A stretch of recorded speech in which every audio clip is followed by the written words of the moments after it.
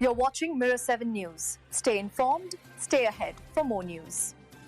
A highly unusual gathering took place this week at the Marine Corps Museum in Quantico, Virginia, where hundreds of American generals and admirals were summoned from their posts across the globe. The meeting was led by Pete Hegseth, the recently appointed secretary of what is now called the Department of War.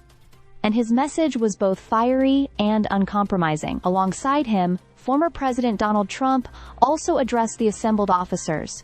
Underscoring the gravity of the moment, Hegseth's speech left little doubt about his vision for the future of the U.S. military. He opened by bluntly stating that what he saw as years of woke influence in the armed forces were over. The military, he said, had been weakened by political correctness, identity-based promotions, and cultural distractions. From this point forward, he promised, that era would be put firmly in the past. At the heart of his directives were 10 new orders for the armed forces, which ranged from fitness standards to grooming requirements. Hegseth insisted that the highest possible physical benchmarks, those traditionally based on male combat standards, would now be the baseline for all combat roles. While he claimed this was not intended to keep women out of certain positions, he acknowledged that it might have that effect, and if so, so be it. His argument was framed around the idea that life-or-death combat required nothing less than absolute strength and readiness. Hegseth also took direct aim at diversity and inclusion efforts that had been part of the military's culture in recent years. He dismissed them as distractions and labeled them as ideological baggage that had no place in an institution meant to fight wars. Concepts like identity months, climate initiatives, or gender accommodations were described as wasteful and divisive. Instead, he emphasized unity under strict, traditional standards.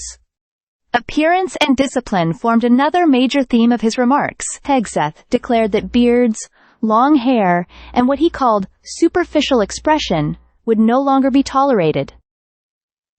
He mocked what he described as beardos, and stressed that a clean-shaven, uniform look was essential to projecting professionalism and authority. His critique went further when he openly scolded overweight service members, saying it was tiring to see unfit troops in formation or even senior leaders out of shape. To him, the physical condition of every soldier and officer was a reflection of the military's credibility.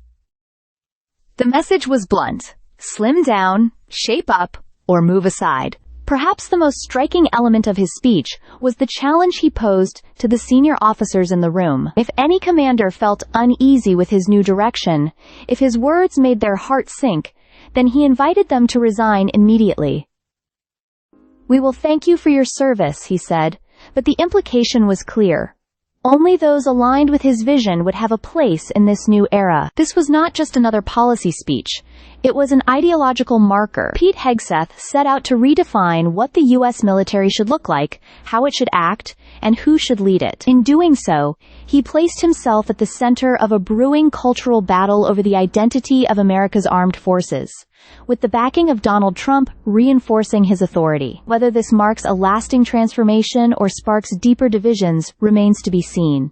But one thing is certain: the message delivered in Quantico was not meant to be forgotten. Stay subscribed for more videos.